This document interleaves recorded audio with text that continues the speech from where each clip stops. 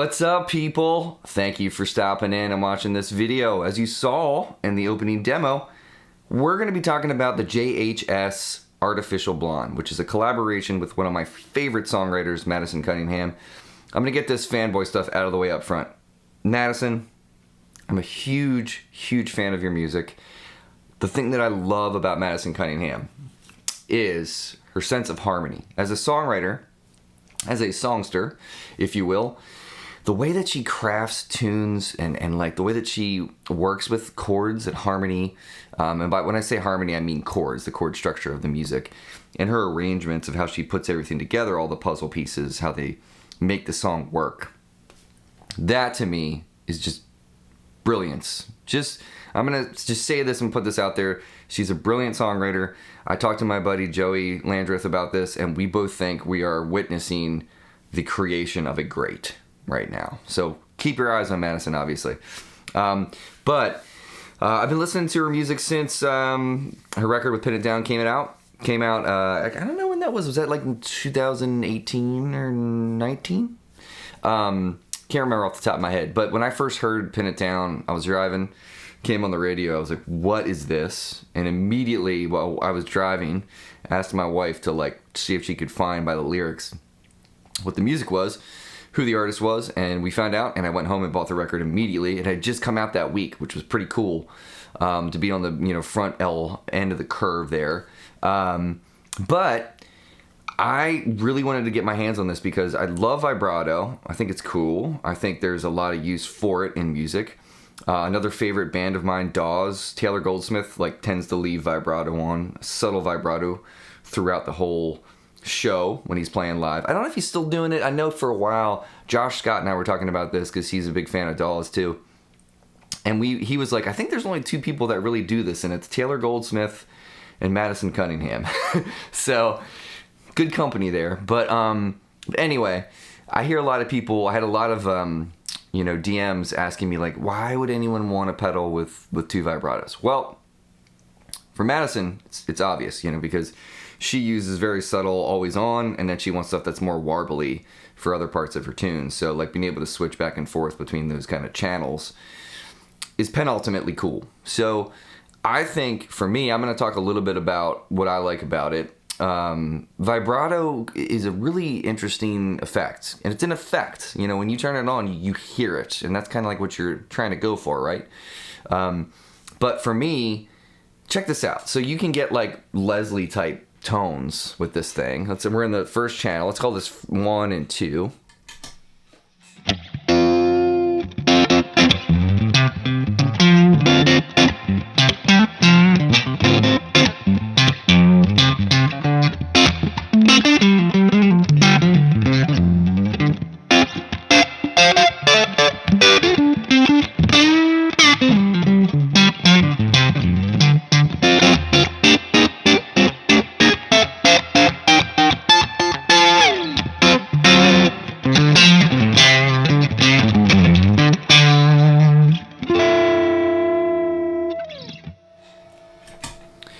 So it's subtle there, and I think one of my Pop Funkos fell. That was rocking that hard.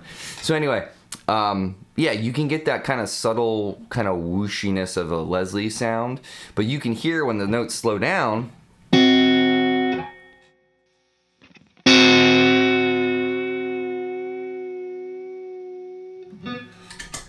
You can hear the waveform in there, but when you're playing fast and you're kind of going through some sort of groove,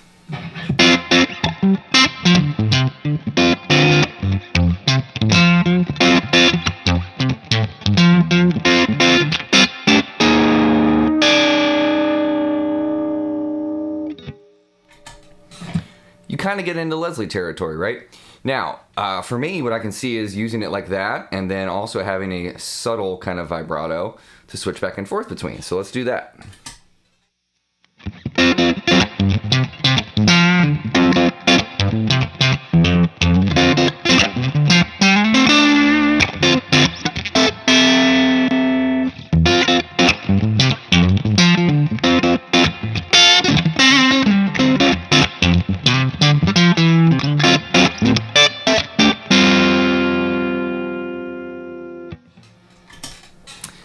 And this is kind of like the whole ramping up, slowing down vibrato, or if you're talking about like using some sort of vibe pedal, like the 1968 from Kington, how you can kind of ramp up and slow down, in terms of the Leslie's like speed and everything. So that's what's really cool about this, and I can see myself using it in that sense. But what I really found to be super, super cool is using it strictly for the EQ. So let me explain. Basically, I play usually on any night I'm out. Like I had a gig last night, hence my voice being a little rough. But I usually take either my 335 or my Strat, and those are both in standard tuning. But this guy is in C standard, so I can play a lot of slide on this guitar. Now, that guitar in that low of a tuning can sometimes get dark. Now, I just put new pickups in there from Rewind, and they're awesome, and they have this beautiful life that the other pickups I had and just didn't. Those were much darker and way more inconsistent, but these are way more consistent. But what I want to show you is basically how I can use this to just EQ the tone. So when I'm moving from one guitar to the next, if I have this on the board, I don't have to really worry about kind of that dip in EQ. So let me put these down, put the depth and the speed down. So let's use this as just our bass tone.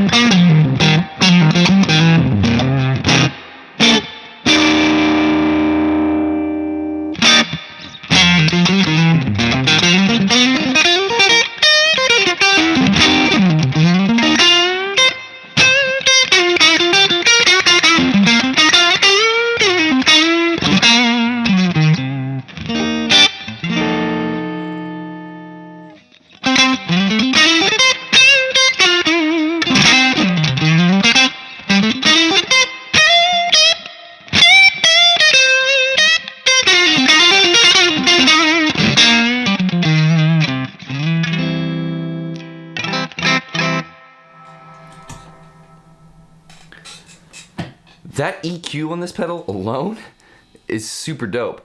So let me do this. I'm going to show you the differences between playing this guitar with the EQ straight up and down and then switching to the open C Strat.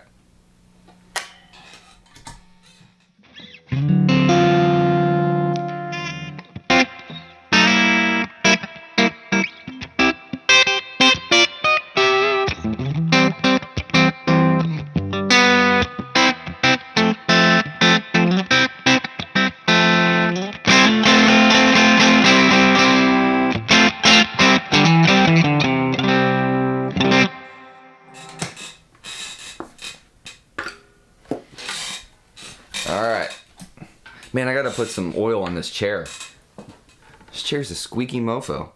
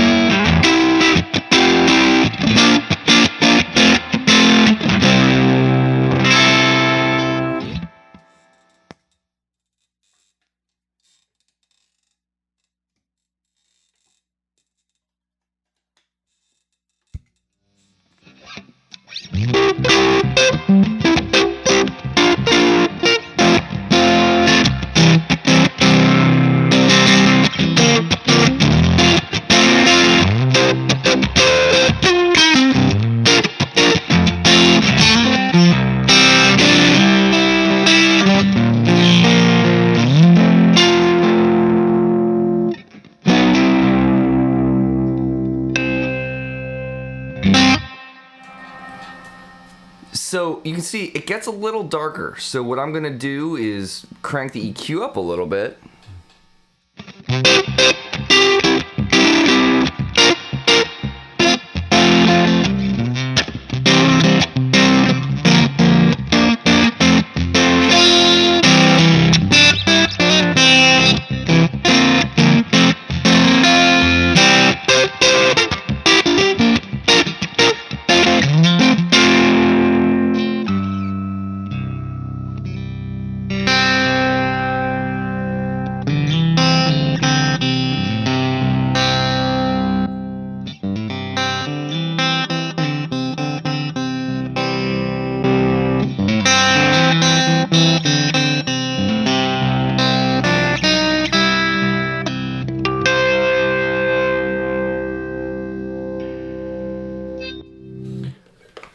So I really find this pedal to be super useful in terms of this practical application for my situation. Now, you probably also heard a jump in volume when I switched it on. That's because there's an amazing volume knob on this pedal. And I love Josh's kind of perspective on putting volume knobs on every single one of his pedals, because in every single situation, you might have crappy power, you might have good power, whatever it might be on stage.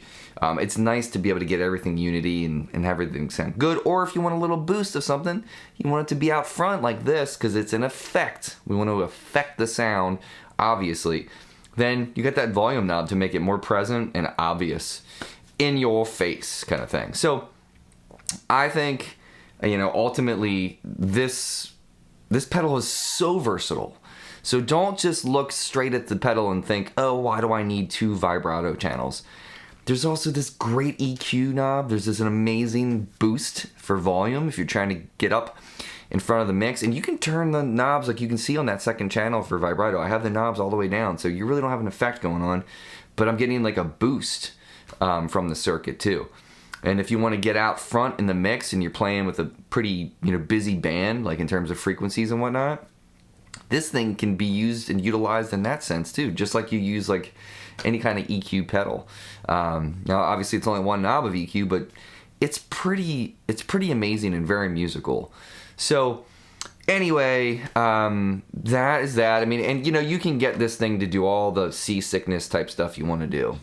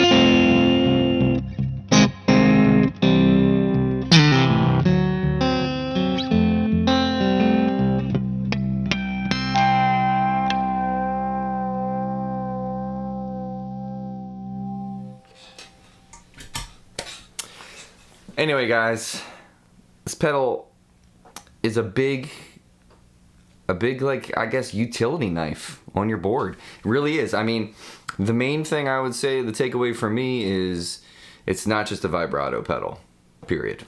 It is so much more than that. So look past it, check it out, play through it when you can. Go somewhere where you can try it out, because it sounds great when you're in the room with it. It really does. The warble is, yeah, obviously, like I said, you can get it all kind of seasick legs if you want.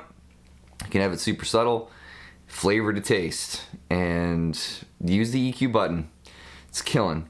You guys, take care of yourself, take care of each other. I will see you next time.